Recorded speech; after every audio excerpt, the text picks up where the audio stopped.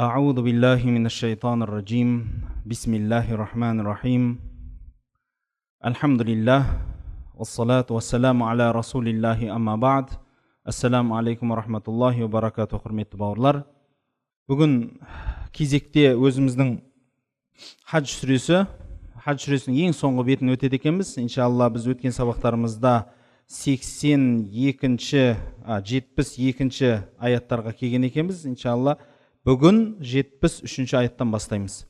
Аузу биллахи минаш шайтанир ражим. Бисмиллахир рахманир рахим.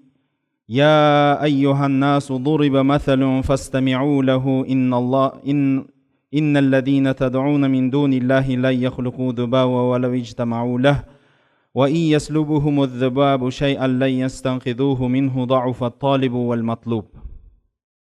Аллах Тағала Хадж сүресін 73-ші аятын былай деп жалғастырады екен. Аузу биллахи минаш шайтанир ражим. Я айюхан насу дуриба маталун фастамиу лах. Ва адамдар, халайық, дуриба матал, сіздерге бір мысал айтылды. Фастамиу лах, оған құлақ салыңдар.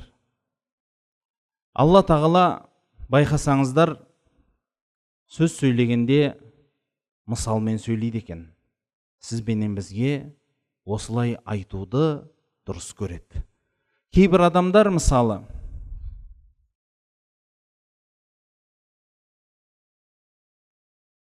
уағыз айтылып жатқан кезінде сондай талап қояды екен. Маған уағыз айтып жатқан кезінде анау ақылдың, әңгіменің, әртүрлі болған уақиғаларды айтып миымды қатырма дейді. Қыссашы дейді екен ондайларды. Қыссашы болма, маған қыссаның керегі жоқ, маған нақты дәлелдер айт дейді екен. Сол көкемнің балдарына айтылған сөз ғой. Алла Тағала мысал айтады. Құран-ы Кәримде сөздің мәнін мысалмен келтіреді. Бұл тіл байлығы. Ақылды ойлану үшін берілген. Құранның аятын ақылға салу үшін түскен. Бұны бәрімізге белгілі, анық ақиқат. Сол үшін бауырлар, Алла Тағала сөз мәнін келтіргенде сізбенен бізге ақылға салуды жөн көретін кездерінде осындай мысал айтады екен. Фастамиула, оған құлақ салыңдар дейді. Сөйтіп айтады Алла Тағала сөзін жалғап. Инналлазина тад'уна мин дуниллахи ла яхлуқу дубаба. Алла Тағаланы қойып, өзгеге табынып жатқан заттар, олар бір шыбынды жарата алмайды. Уәләуиджтамаула, тіпті барлығы жиналса да. Бұл ақыл егесіне арналған мысал. Біреулер бар, отқа табынады. Біреулер бар, суға табынады. Біреулер бар, тағы бір түрлі нәрселерге табынады. Тасқа, мүсінге, суретке, әртүрлі нәрселерді ойлап тауып табына береді. Мысалы, біреу барады да бір жерге барып, бір тас па, құм ба, бір нәрсе тауып алады, міне осы киелі дейді. Сөйтіп табынады. Табыну деген сөз қазақ тілінде екі мағынаны береді. Біреу құрметтеу, біреу сыйыну. Құдай деп тұту.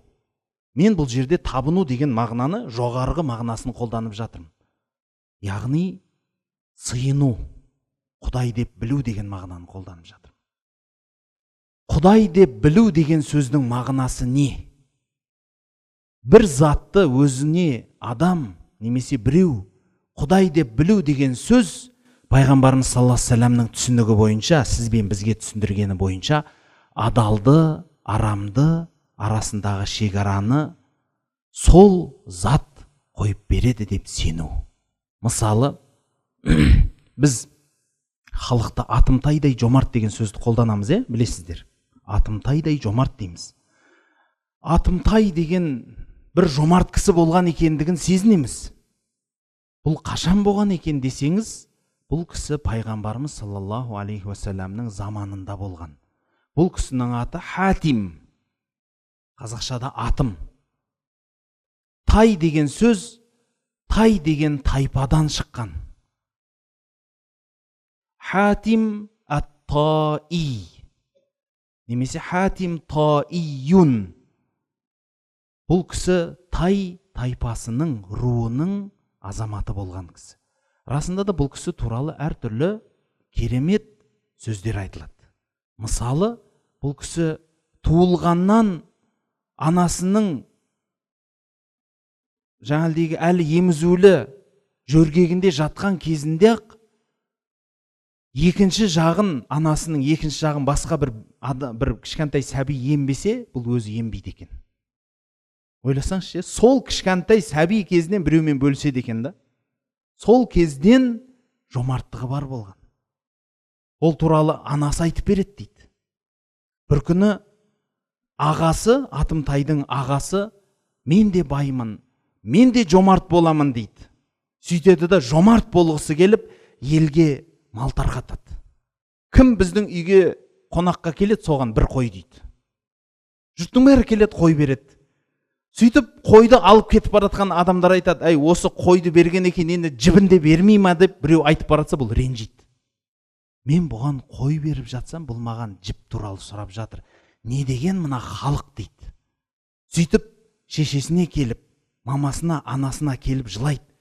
Құрметті анажан, мына халықты қарасайшы, жомарттық жасай қояйын десем мына халыққа. Сөйтіп жұртқа қой беріп жатырмын. Сөйтсем олар жіп сұрайды дейді. Мына не деген халық мынау дегенде, анасы айтады, балам дейді, сен інің сияқты жомарт бола алмайсың дейді. Сен інің сәби кезінде жанында басқа бір бөпе екі сәбиді бірге емізбесем, ол ембейтін дейді, емшек алмайтын. Ол сол кезден сондай еді. Ал сен бір өзің еметінсің, жанына біреуді емізсең, бетін тырнайтынсың оның дейді. Сен бөлексің ғой, ол бөлек дейді. Атымтай деген жомарт болған кісі дейді. Бірақ христиан болған екен. Тай тайпасы христиан тайпасы болады. Пайғамбарымыз саллаллаху алейхи вассаламның заманында осы Атымтайдың қарындасы тұтқынға түседі. Соғыста тұтқынға түседі мұсылмандардың қолына. Сол жерде Атымтайдың қарындасы тұтқынға түсіпті дегенді пайғамбарымызға жетіп барғасын пайғамбарымыз айтады. Бұл елге елеулі болған азаматтың қарындасы екен, бұған да жомарттық жасаңдар дейді.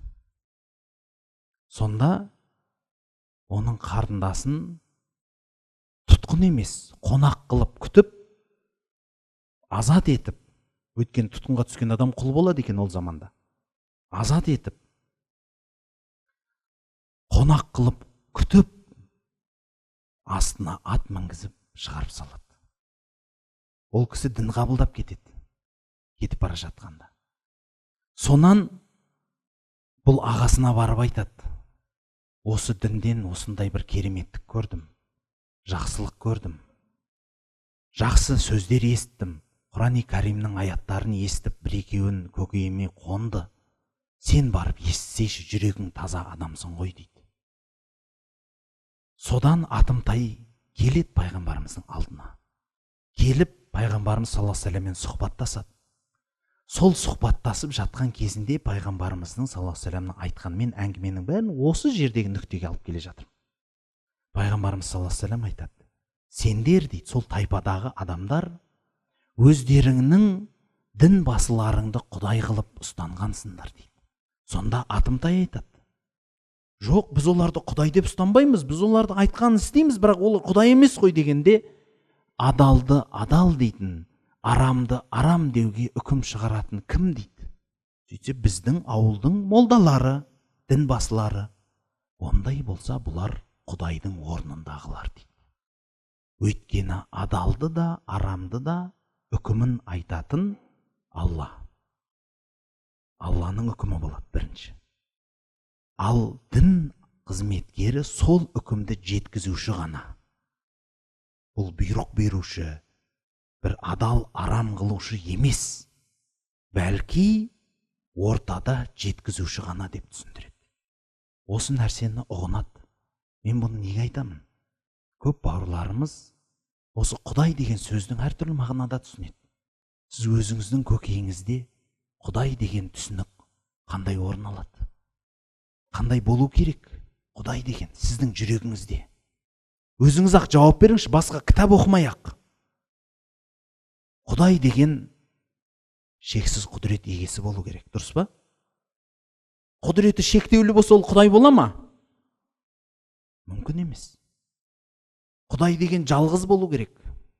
Неге? Өйткені екеу болса таласады. Ең кемі екеу болса таласады. Басқа санды айтпай-ақ қойыңыз. Яғни 3, 4, 5, 6 демей-ақ қойыңыз. Құдай екеу деп айтсаңыз, сіз ақылға салған адам болмайсыз. Өйткені сіз ойлаңызшы, мына әлемге қараңызшы, ақылыңыз не дейді?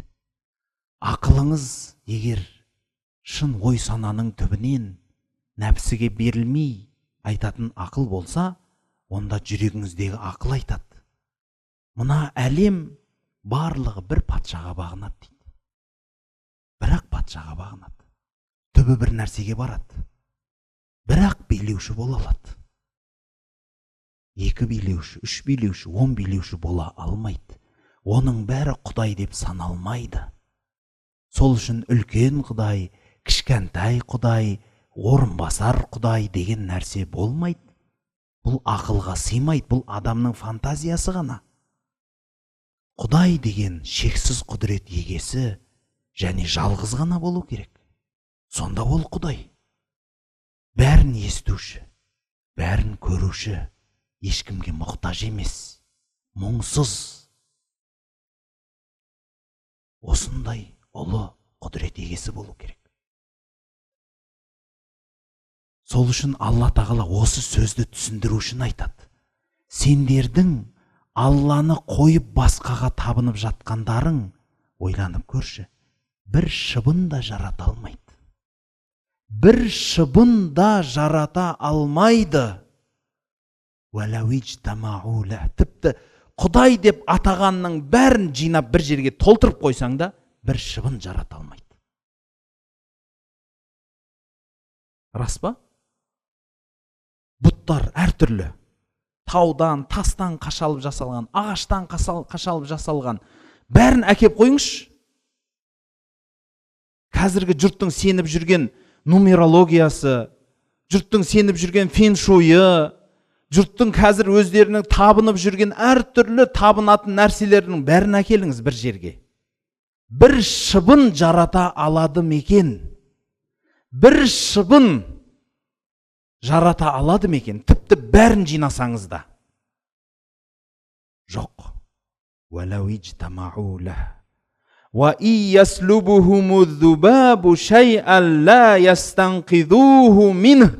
Егер ол шыбын бір нәрсені олардан тартып алатын болса, олар онан құтыла алмайды дейді. Рас қой? Ол тас болса, сен тастың алдына, мынаны же деп алдына тамақ қойсаң, сол жерге шыбын қонып, сол тамақты жесе, шыбынға кіш деп те айта алмайды ғой. Бишаралығынан. Дұрыс қой? Одан, жеме тамағымды, бұл маған қойылған деп айтады ма екен? Айтыңыз, бұттың алдына мал сойып атады. Әр түрлі нәрселер қойып жатады, сыйға тартып. Сол жерден барып шыбын дәм татса, соған айтала ма екен? Сол бұттар, сол тастар, сол табынып жатқан Алладан бөтен нәрсенің барлығы айта алады ма екен? Тоқтай тұр, ей шыбын, тиме, бұл менікі дей алады ма екен? Айтыңыз. Дауфат талибу уәл матлуб дейді. Бұл кең мағыналы сөз. Талап етуші де, талап етілген де, екеуі де әлсіз, нашар бейшаралар дейді. Бұл жерде кімді айтты десе, бұтқа табынған да, табынып атқан бұты да бейшара дейді. Екеуін де қолынан дым келмейді ғой дейді. Немесе шыбын да бейшара. Шыбын, қандай шыбын? Бейшара ғой. Ол шыбыннан тартып алмақшы болып атқан бұт та дәл сол шыбын сияқты бейшара дейді. Түсінікті ғой. Егер бір адам, сіздің ойыңызда, бір адам шыбынға табынып жатса, шыбынды қойып, о, Құдай деп табынатын болса, не дейсіз? Күлесіз ғой, дұрыс па? Ол бейшара ғой дейсіз ғой, шыбын ғой ол бейшара, бір мыжсаң өледі ол. Қанша күндік өмірі бар дейсің? 14 күн ба өмір сүреді биологияда шыбын деген, бар жоқ. 14-ақ күн, 2 апта. Болды, ары кетсе 20 күнге аспайды. Сонда 14-20 күн өмір сүретін, өзі кішкентай бір бейшара шыбынға біреу Құдай деп табынса не дер едіңіз? Күлер едіңіз. Ал бір адам бір сурет салып қойып, сол суретке табынып жатса, неге күлмейсіз? Бір өзінің өмірлік тағдырын бір сандарға қойып қойса, менің атым пәленше дейді, оны санасаң пәлен деген сан шығады, бітті, осы сенің тағдырың десе, неге күлмейсіз? 21 ғасыр ғой, технология заманы ғой, оқыған, тоқыған, мына заманда дамыған заманның адамысыз ғой, неге бір айналдырған сандарға апарып өзіңіздің тағдырыңызды тықтыңыз да жібердіңіз? Өткенде мен таңғалам, маған біреу бір сөз осында бір видео жіберіпті. Нумерология деген ғылым деп. Мен ана жерде түйіліп қала залдадым. Ғылым дейді. Құдай-ау. Ғылым дейтін не ол жерде бір адам бакалавр, магистратура, докторантура қорғап жатыр ма екен? Ғылыми бір жобалар жазылып жатыр, институттар, университеттер бар ма екен? Логос дегеннің бәрі ғылым деп аталады деп жазыпты. Енді жай ғана қоя салдым. О кісімен бір нәрсе дей алмайсыз ғой ондай адамға. Өзі науқас адамменен таласып бола ма? Сосын үндемедім, науқас екен ғой о кісі енді деп, Құдай өзі кешірсін бәріміз дедім. Болды. Себебі ойласаңыз, бір адам бір ғылымды ойлап табу үшін, ғылым деген не, өзіңіз ойлаңызшы. Институт, университет оқыған адам болсаңыз түсінесіз ғой, ғылым деген қандай болу керек, оның негізі қандай болу керек, ол не нәрсеге негізделу керек, ол қалай қорғалу керек. Бұның бәрі үлкен дүние ғой. Сонан соң, бауырлар, шыбын туралы ақыры сөз қозғадық. Жақын арада 20 ғасырлардың аяқ жағында осы Құранның аятын бір ғалым кісілер басқаша түсініп айтып береді биология бойынша. Шыбын ضعف الطالب والمطلوب деді. Одан талап етуші де, талап қылушы да, талап етілген зат та әлсіз деді. Бұл деген не деген сөз десе, осы сөзді бір биолог ғалым дәлелдеп айтады. Бұл Құранда 14-15 ғасыр бұрын айтылып қойған. Егер шыбын бір жерден бір тамақ жейтін болса, ол шыбын жей салысыменен қарнын жарсаңыз, ана жеген тамағын табамайсыз дейді. Өйткені денесіне бірден сіңіп кетеді екен. Бірден сіңіп кетеді. Сол үшін айтады дейді Алла Тағала. Егер шыбын сенің тамағыңнан бір нәрсені тартып алатын болса, сен одан қайтып тартып ала алмайсың дейді шыбыннан. Неғып жедің деп. Оны тартып алатын адам да бейшара дейді, шыбын да бейшара дейді. Бірақ бұл қанша ғасыр бұрын айтып кетілген ақиқат дейді. Құранда айтып қойған дейді. Сен сол бейшарадай шыбынды менсінбейсің, шыбын да қолыңнан жасауға келмейді ғой дейді.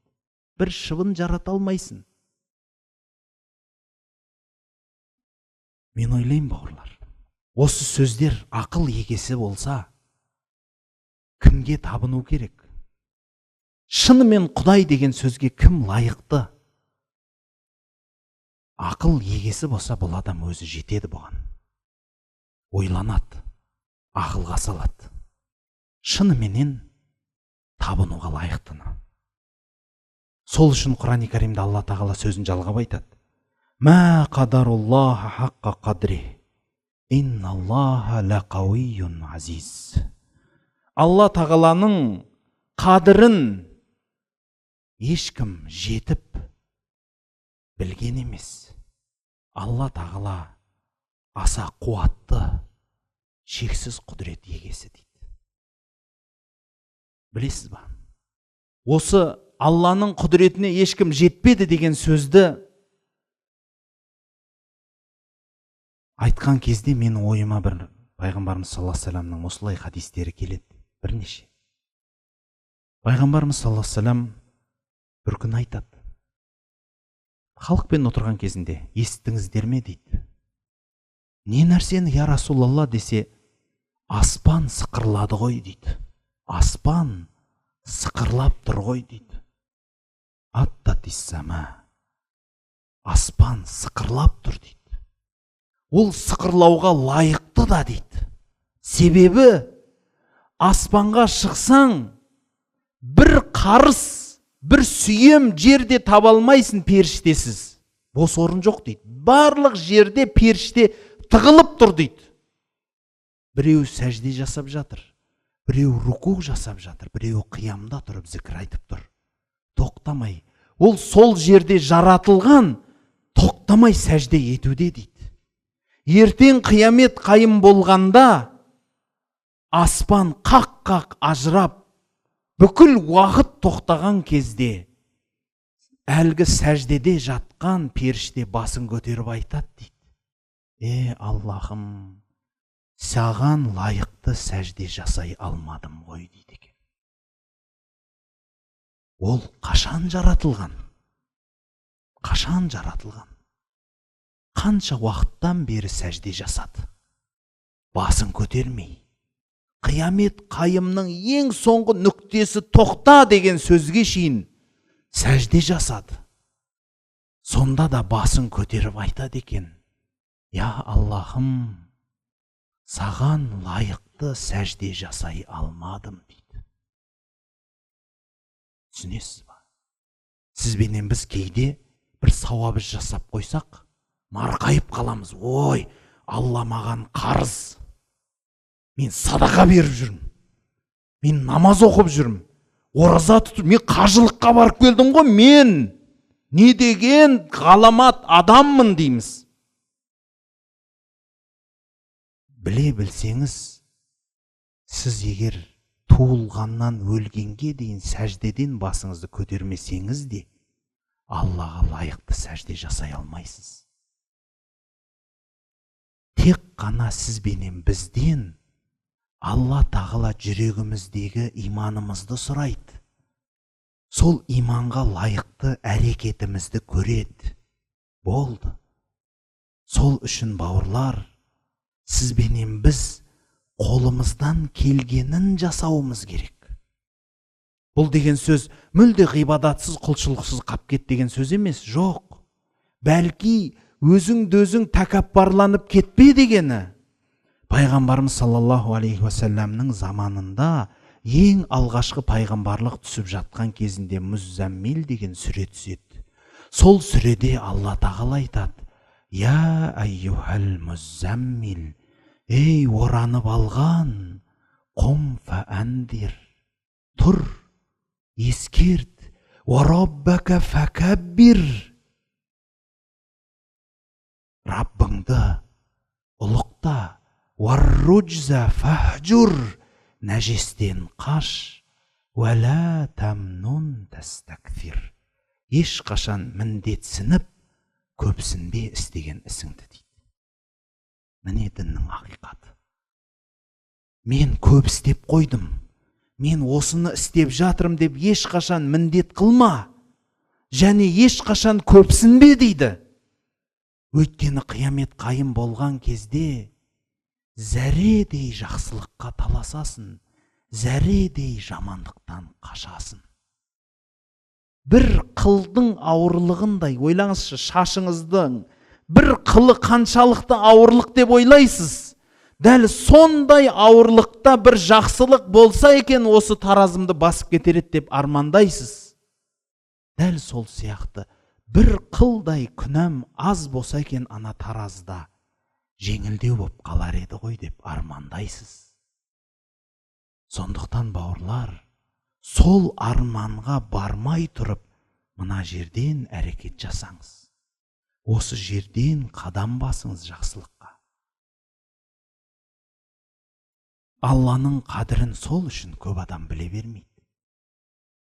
Алланың құдіретін көп адам сезе де бермейді. Аллаху ястафи минал малаикати русула ва минан нас. Алла тағала періштелерден және адамдардан пайғамбарлар таңдайды дейді. Инналлаха самиун басир. Алла тағала естуші, әрі көруші. Я'ламу ма байна айдихим ва ма халфахум. Адамдардың алдындағы да артындағы да ісінің барлығынан хабардар. Ва илаллахи туржаул умур. Және барлық істің түбі Аллаға келеді дейді. Осы аяттарменен Алла тағала сізбенен бізге бір ақиқатты айтпақшы. Адамдарға да өздерінің арасынан пайғамбар және періштелерден пайғамбарлар таңдайды екен Алла тағала. Неге? Өзінің аяттарын, өзінің үкімін халыққа жеткізу үшін. Сол пайғамбарларға бағыну сізбен бізден болады. Алла тағала пайғамбар жөнеткесін, пайғамбардың ғылым білімі сіздің алдыңызға келгеннен кейін не болу керек десеңіз, қараңызшы, сол сөздің барлығын Алла тағала мәнменен айтады. Самиун, есту керек. Басирун, көру керек. Я'ламу, білу керек. Пайғамбардың жөнеткен ісін естіп, көріп, білу керек. Өйткені Аллаға қайтады барлық іс дегені, сенің жасаған ісіңнің барлығы түбінде Алланың алдында есеп қисап болады дейді. Алланың естуші, көруші, барлығын білуші деген үш сипаты осы жерде, осы бір мағынаны білдіреді. Иман мағынасын білдіреді. Алла тағала естуші, есіту үшін бір құралға мұқтаж емес. Есіту үшін дене мүшеге бір құралға мұқтаж емес. Алла тағала көруші, барлығын көреді. Ол көру үшін бір дене мүшеге немесе бір құралға мұқтаж емес. Алла тағала өткен шақты да, болашақты да, қазіргіні де біледі. Білу үшін Алла тағала белгілі бір құралдарға, белгілі бір дене мүшеге мұқтаж емес. Алла тағала мұңсыз, еш нәрсеге мұқтажсыз, аса құдірет егесі. Алла естеді деді. Болды, естеді. Қалай естеді? Естеді. Алла тағала көреді. Қалай көреді? Көреді. Сол үшін бауырлар, халықта сөз бар. Қабырғада да құлақ бар деген сөз бар. Білесіз ба? Қабырғада да құлақ бар деген сөз бар. Сол үшін айтады пайғамбарымыз саллаллаху алейхи ва саллям. Сенің айтқан сөзің сенікі емес дейді. Сенің айтпай қалған сөзің сенікі дейді. Себебі сіз бір нәрсені айтпай қалсаңыз, ол сіздің егелігіңізде тұр. Оған егесіз, айтасыз ба, тоқтайсыз ба? Бірақ егер айтып қойсаңыз, сіз ол сөзге еге емессіз. Ол кетіп қалды. Екі иығыңызда періште тұр. Бүкіл айтқан сөзіңізді жазады. Бүкіл жақсылық, жамандық сөздің бәрі жазылады. Екі иығыңызда екі періште тұр. Бүкіл барлық ісіңізге куә. Жақсылық жасайсыз ба, жамандық жасайсыз ба? Қиямет күні бұл тек екі періште емес куәлік қылатын.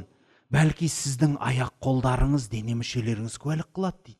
Сол үшін Құран-ы Кәрімде айтады.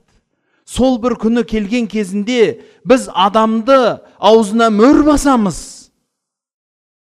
Сөйтіп оның қол аяғын сөйлетеміз дейді. Қол аяғы сөйлейді. Ей пәленше, ана жерде сен ұрлап едің ғой. Кісінің ақысын алып едің ғой, мен куәмін ғой. Мына жерде арам тірлікке барып едің ғой, мен куәмін. куәлік береді. Сол үшін бауырлар, жаныңыз алқымға келмей тұрғанда, күн батыстан шықпай тұрғанда, тәубе етіп қалыңыз. Құдай, Алла тағала барлығымыздың үлкен де кіші де күнәларымыз кешірсін. Я Аллахым, қандай да бір күнә жасасақ, саған қарсылықпен, саған дұшпандықпенен жасаған жоқпыз, я Раббым Алла. Бәлки, қандай да күнә жасасақ, біздің өзіміздің надандығымызбен, өзіміздің ақымақтығымызбен жасадық, өзіміздің залымдығымызбен жасадық. Оны мойындауымыз керек. Және осы іске қайта бармайын деп өзімізге сөз беруіміз керек. Міне осы тәубе болады. Алла тағала сөзін жалғап айтады. Я айюхалладина аману, уа иман келтіргендер. Қараңыз, осы жерге шейін адамдарға мысал айтты. Сөйтіп Алланың құдіретін түсіндірді. Пайғамбарлардың неге келгенін түсіндірді. Яғни Аллаға иман келтір, Алланың қадірін біл, пайғамбардың соңынан ер деді. Сөйтіп тұрып Алла тағала айтады: ей иман келтіргендер, я айюхалладина амануркау васджуду ва'буду раббакум ваф'алул хайра ла'аллакум туфлихун. Бұл өмірде кім бақытсыз болам дейді, айтыңызшы. Бұл өмірде кім табысқа кенелмейм дейді, айтыңызшы. Дұрыс па? Барлығымызда бақытты жақсы көреміз. Барлығымызда бақытты болғымыз келеді. Табысқа кенелгіміз келеді. Табысқа жеткіміз келеді. Өйткені сол табысқа жету сізбенен бізге бақыт сыйлайды. Сізбенен бізге жүрегімізге қуаныш сыйлайды. Жеңістің дәмі қандай тәтті, керемет дәм деңіз. Бірақ айтыңыздаршы, осы өмірдегі жетілетін жетістіктің барлығын айтып шығыңызшы. Бүкіл жетістіктің барлығы, бүкіл табыстың барлығын айтып шығыңызшы. Мысалы, адам не нәрсеге табысқа кенелгісі келеді? Көп ақшам болса дейді, дүние. Көп танысым болса дейді, ағайын туыс, таныс, жора жолдас. Атағым болса дейді, атақ мансап, тағы да нәпсілер. Дұрыс па? Тәтті тамақ, қымбат киім, қымбат үй, қымбат көлік, қымбат нәрселер, қымбат достар, осының барлығы болса дейді. Бұның барлығы табыс. Осының барлығы адамға келсе, адам қуанады. Сөйтіп, өз-өзін сенімді сезінеді. Сол табыстарға жетуіменен бір бақыттымын деп ойлайды. Бауырлар, халықта сөз бар. Орыс халқында сөз бар, мақал бар. Кімде-кім соңынан күлет, шын күлетін сол дейді. Дұрыс па? Шын күлетін ол соңынан күлетін адам дейді. Бір тірлік болып қалса, бірінші аха деп күлсе, екінші адам үндемей тұрып айтады. Кім соңынан күлет, сол шынымен күлет дейді. Яғни істің аяқ жағы бар деді. Ал енді ойлаңыз, мына бір 80 жыл өмір, табысты дүние десеңіз, мал дүние десеңіз, бауырлар-ау, айтыңыздаршы, мал дүниенің түбіне жеткен адам бар ма екен? Тарих бетінің барлығын ақтарыңызшы. Мал дүниеге кенеліп, миллиондап, миллиардтап тапқан адамды шақырып алып, өліп жатса қабірінен тұрғызып алып айтыңызшы: ей пәленше, бақыт деген ақша ма деңізші. Не дейді? Сізге ақылыңыз не дейді қазір? Бақыт деген ақша ма екен? Мал дүние ме екен? Жоқ. Ол көбейген сайын сізге дұшпан болады. Ол көп болған сайын сіз оның құлына айналасыз. Сіз оны қорғайтын боласыз. Сіз оның соңынан қызмет қылатын боласыз. Ол көбейген сайын сізді баурап, өзінің ішіне жалмайды. Осы ғой. Атақ ше. Не бір атаққа, мансапқа жеткендер бар. Бақыт деген сол ма екен? Ағайын туыс, таныстар, небір адамдар бар. Көп адам танитын. Қанша таныстар бар, жора жолдастар, байлар, қолы ұзын адамдар, кедей, әйел, еркек, палуан, басқа бүкіл адамзатты танитын. Сондай танысы көп адамдар бар. Бақыт деген сол ма екен? Бір күні бір адамнан сұрапты, мен жалғыздықтан қиналдым деп. Сонда оған бір әкім айтқан екен. Әкім деген сөз дана адам деген. Бауырым, бұл өмірде бәрі жалғыз. Шәкәрімнің де осы сөзі бар. Бұл өмірде бәрі жалғыз. Себебі туылғанда жалғыз туыласың, өлгенде жалғыз өлесің. Бәрі жалғыз. Бауырлар, табыс деген, шын табыс қандай болу керек сіздің ойыңызда? Бір сәттік, бір кішкентай ғана қуаныш па? Халықта сөз бар ғой, кедейдің бір тойғаны шала байығаны дейді. Бір тойған қуаныш па екен, айтыңызшы. Егер оның артынан қайғы келсе, егер оның артынан сіз ақысын төлейтін болсаңыз. Жоқ.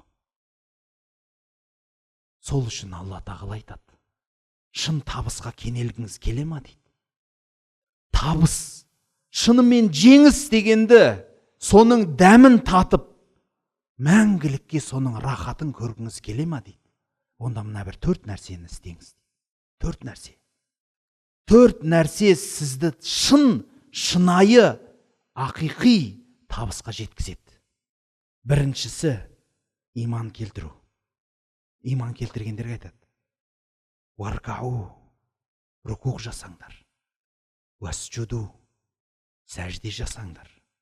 Уабуду роббакум, Раббыларыңа құлшылық етіңдер. Уафалул хайр, және жақсылық жасаңдар. Лааллакум туфлихун, мүмкін сіздер табысқа кенелесіз. Неге рукуғды сәждеден бөліп тастады, айтыңыздаршы. Сәжде менен рукуғды ғибадаттан бөліп тастады.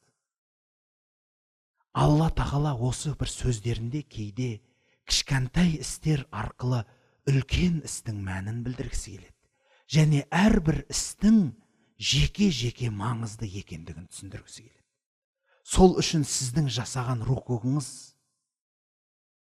бұл намаз, ал сәждеңіз бұл Құдайға деген жүрегіңізден берген махаббат, ал ғибадат дегені бұл сіздің өміріңіз. Осы 3 іс арқылы сіздің бүкіл өміріңіздің мәні шығады. Сосын барып айтады, уафалул хайр, бүкіл жақсылық біткенді жаса дейді. Шын табыс қалайсыз ба? Онда жұртшылыққа да, барлығына да жақсылығыңды аяма дейді. Міне нағыз табыс, міне нағыз жеңістің дәмі. Сіз өзіңіз ойлаңызшы. Пайғамбарымыз саллаллаху алейхи уассалам айтады, бір адам қабірінде жатыр дейді. Қабірінде жатқан кезінде Алла тағала тарапынан оған сый келеді екен. Сый келеді. Жасап жатқан қиыншылығын, көріп жатқан қиыншылығының бір сәт тоқтағанын көреді екен. Сосын басын көтеріп, я Аллахым, бұл қандай сый құрмет? Бұл не нәрсе дегенде, сенің соңдағылардың дұғасы дейді. Сенің соңдағылардың дұғасы. Әкеңіз, анаңыз дүниеден өтсе, жақындарыңыз дүниеден өтсе, дұғадан тастамаңыз. Оларға жасаған сіздің сыйлығыңыз болады. Бұл оларға сыйлаған бақытыңыз. Біреуге бақыт сыйлау деген қандай керемет нәрсе. Осы сөздің өзі сіздің жүрегіңізге қуаныш сыйлайтынына мен кепілмін. Сіз егер жақын бауырыңызға, әкеңізге, анаңызға, дүниеден өткен бауырыңызға қолыңызды көтеріп, Аллахым, пәленшенің көріп жатқан қиыншылықтары болса жеңілдік бер. Қабіріндегі істеріне жеңілдік беріп, өзің күнәларын кешіргейсің десеңіз, оған жеңілдік беріледі екен. Жүрегіңіз бір қандай да бір қуаныш сезе ме осы сөзден айтыңызшы. Әлбетте сезеді. Сіз өзіңіздің жақыныңызға жай қолыңызды жаю арқылы бақыт сыйладыңыз. Ал енді ойлаңыз, егер сіз мына дүниеде адамға жақсылық жасап кетсеңіз, жақсы амал үйретіп кетсеңіз, ғылым білім үйретсеңіз, көпір салсаңыз, жол салсаңыз, бау-бақша ексеңіз, сіздің соңыңыздан солар барып тұрса, шын бақыт сол емей немене, айтыңызшы. Баяғыда бір патша жолда келе жатса, бір қария кісі, қаусаған қария кісі немересіне ағашты ұстатқызып қойып, ағашты жаңағы отырғызып, соған су құйып жатыр екен. Сөйтсе әлгі патша қызық көріп, нөкерлерімен әлгі қарияның жанына барып айтады: ассалауму алейкум, ақ қария, не істеп жатсыздар бұл осындай бір кездерде? Көктем келді, ағаш отырғызып жатырмыз. Жеміс ағашы ма? Иә, жеміс ағашы. Менде бір сұрақ шықты ғой. Иә, айтыңыз, тақсыр. Алдияр тақсыр айтады: патша, осы қызықсыз. Сіз бұл жемістің жемісін жей алмассыз. Қариясыз ғой. Бұл пісем дегенше, өсем дегенше қанша уақыт? Бұны неге егіп жатсыз дейді. Сол қызық маған дегенде айтады: әуелгілер екті, біз жедік. Біздер егеміз, бізден кейінгілер жейді дейді. Қарсаңшы, жақсылықтың қандайлығы. Сонда, уақ шіркін-ай дейді. Мына кісіге 1000 алтын беріңдер дейді. Сосын 1000 алтынды алғаннан кейін айтады: Алдияр тақсыр, сіз жемісін жемейді дедіңіз. Мен егіп жатып жемісін жедім ғой мынаның дейді. Бай шіркін-ай, мынаған тағы да 1000 алтын беріңіз дейді. Сонда айтады: Алдияр тақсыр, біреулердің ағашы жылына 1-ақ рет жеміс береді. Менің ағашым 2 рет жеміс бергенін байқамадыңыз ба дейді. Қарасаңыз, сонда пақ шіркін, мынаған алтын беріңдер дейді де жөніне кеткен екен дейді. Өйткені дұрыс сөз, жақсылық тек қана адамның жүрегіне қуаныш сыйлайды. Жұртқа бақыт сыйлайды. Сол үшін баяғыдағылар бау егетін жұртқа. Тауда өскендер білет, біз далада өскен халықпыз ғой, білет, бау егет. Сөйтіп ол ат қалады тауларға, әр жерлерге барсаңыз пәленшенің бауы дейді. Сондай ат қалған пәленшенің, ол адамды ешкім көрмегенде болуы мүмкін. Соның бауы дейді. Тауға шықсаңыз, далаға шықсаңыз, соның бауына барып демалып, өрігін алмасын жеп қайтасыз. Соны жегеніңізге ана кісінің артынан сауап барады. Сол ағаштың көлеңкесіне отырғаныңызға ана кісінің арқасынан сауап барады. Қараңыз. Сол үшін ваф'алул хайр, жақсылық жасаңдар. Қандай да болса да аямаңыз. Және біліңіз, егер жақсылық жасасаңыз, сөйтіп жасағаннан соң оның қарымын сұрасаңыз, бұл жақсылық болмайды. Бұл сауда болады. Өйткені сауда ғана мен бердім, әкел бері деген сауда болады. Жақсылық деген сөз, мені саған бердім, рахмет те керек жоқ деген сөз болады. Түсінесіз ба? Тіпті рахмет деген сөзді де сіз естпеуіңіз керек. Сол жерден бірден жақсылық жасадыңыз ба? Сол жерден тоқтаңыз. Алла тағала сөзін жалғастырып айтады: «Ваджахиду филлахи хаққа джихади ва халайық». Шын күресте әрекет қылып күресіңдер. «Хуаджтабакум ва ма джаала алайкум фиддини мин харадж». Ол сіздерді таңдап қойды. Неге таңдады? Ойлаңызшы. Адамның берген нығметтерінің ішіндегі ең үлкен нығмет бұл иман нығметі. Сізді бүкіл халықтың ішінен таңдап, сізге иман сыйлады. Сізді Алла таңдады. Сіз Аллаға сенсеңіз, онда сіз Алланың таңдалғанысыз. Алла сізді таңдады. Байларға бермеген небір байлар өтті бұл өмірде, оларға бермеді. Небір патшалар өтті, небір батырлар өтті. Құдай оларға бермеген иманын сізге берді. Бұл Алланың таңдауы. Сіз Алланың таңдаған адамысыз. وَمَا جَعَلَ عَلَيْكُمْ فِي الدِّينِ مِنْ حَرَجٍ. Алла тағала мына дінде ешқандай да бір қиыншылық қылып қоймады. Пайғамбардың сөзі бар. Жеңілдетіңдер, ауырлатпаңдар. Кеңейтіңдер, тарайтпаңдар деген сөзі бар. Намазды қараңызшы. Намазды бүтін үйде жүргенде бүтін оқы дейді. Жолға шықсаң бәрібір машақат көресің, қысқартып оқы дейді. Егер шамаң жетпей жатса, отырып оқы. Денсаулығың жарамай жатса, жатып оқы дейді. Дәретің шыдамай жатса, таяммум соғып оқы дейді. Үзір кезінде 5 уақыт қана дәрет алып оқы дейді. Дұшпан көрсең 1 рәкат оқы дейді. Бұдан артық жеңілдік бар ма? Барлығын жеңілдетіп қояды. Білесіз ба, бұл намаздың түбі қандай болды? Пайғамбарымыз саллаллаху алейхи уассалам миғражға барып, Алла тағаланың бұйрығынан 50 ракағат күніне 50 рет намаз оқуды алып келеді. 50 рет намаз оқы дегенге мақыл оқимын деп келеді. Түсіп келе жатса, Мұса тоқтатады. Ей Мұхаммед, тоқта! Сен бұны жасаған менен сенің артыңдағылар жасай алмайды. Мен көргенмін ғой, маған сен Алланың алдына барып қысқартуын сұра дейді.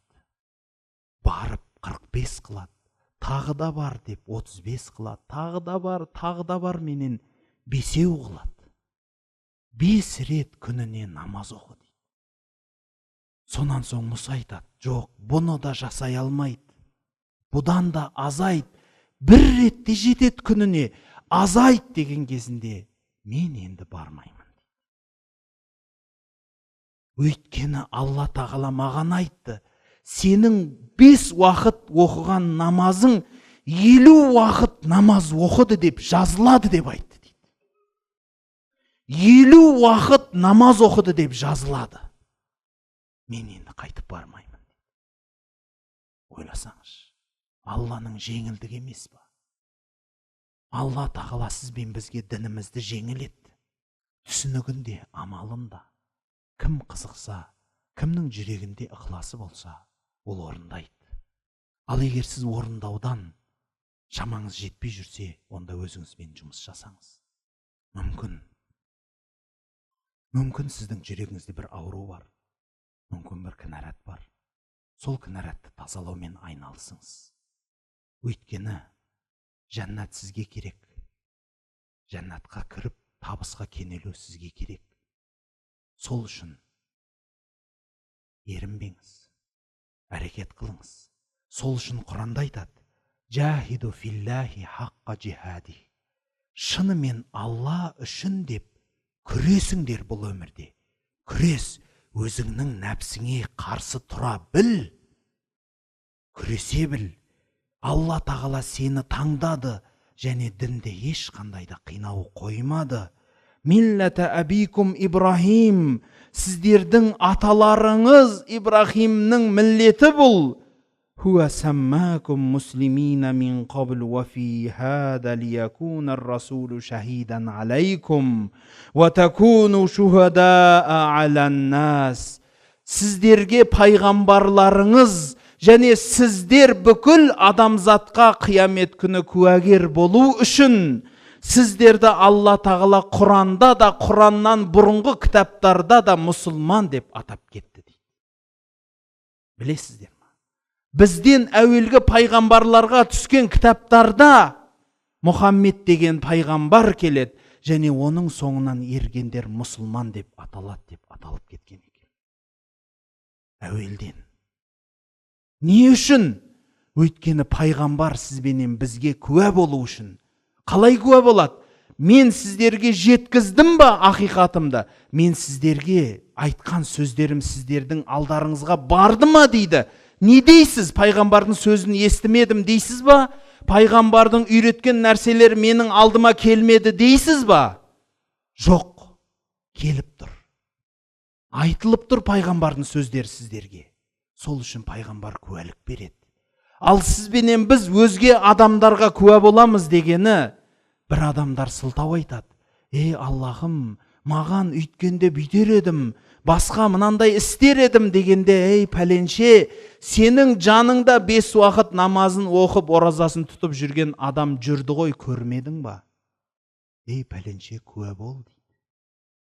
Басқа адамдарға куәлік болу үшін. Бұл деген сөз халайық, Алла сізді таңдаса қандай болуымыз керек деген сөз. Сіздің мойныңызда қандай жауапкершілік тұр дегенді білдіреді. Егер сіз өзіңізді мұсылманмын деп атасаңыз, онда сіз таза, пәк, жүрегіңіз ақ, күнәдан шеттейтін, Аллаға беттейтін, пайғамбардың соңынан ерген нағыз үммет болуыңыз міндет, бауырлар. Осы міндетті көтеру, осы жүкті көтеру, бұл шынайы бақыт. Қиямет күні пайғамбарымыздың туының жанында тұру. Бүкіл адамзатқа, міне мыналарды көрдің ба, мынандай болыңдар деп, бүкіл адам атадан, ең соңғы өлген адам атаның ұрпағының алдында пайғамбардың туының жанында тұру. Қандай бақыт десеңші. Алланың мыналар куә деп, сізбенен бізді мысал қылуы қандай бақыт десеңші. Ойлаңыз, сіз егер өміріңіз 80 жыл, 100 жыл болсаңыз, сол 100 жыл өміріңізді берер медіңіз? Бүкіл адамзаттың алдында сізді мақтаныш етсе, бүкіл адамзаттың алдында сізді тұрғызып қойып, міне мынау адамға қараңдар, осылай өмір сүру керек, осылай шыдай білу керек, осылай көтеру керек барлық ауыртпашылықты деуге. Міне мынау менің лайықты құлым деген сөзге сіз өміріңізді арнар медіңіз? Айтыңызшы. Осы сөз сізді бізді күтіп тұр, бауырлар. Осы қияметтің пайғамбарымыздың жанында тұрып, сол ұлы Алланың жаратқан пендесінің жанында тұру. Қандай бақыт.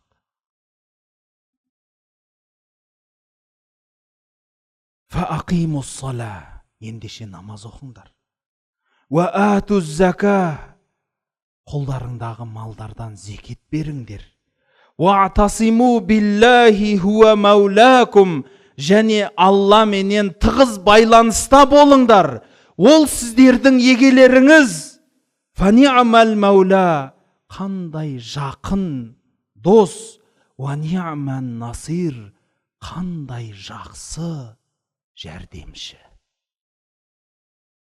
Алла тағаланың жәрдемінен асқан жәрдем бар ма?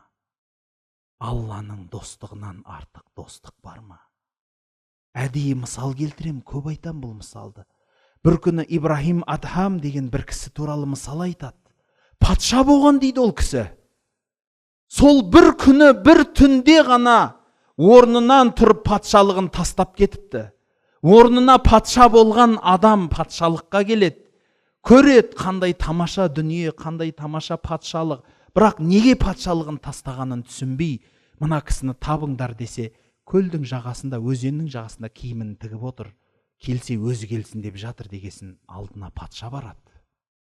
Сөйтіп Ибрахимнен сұрайды: "Уа құрметті алдияр тақсыр, бұл патша болған ғой түбі.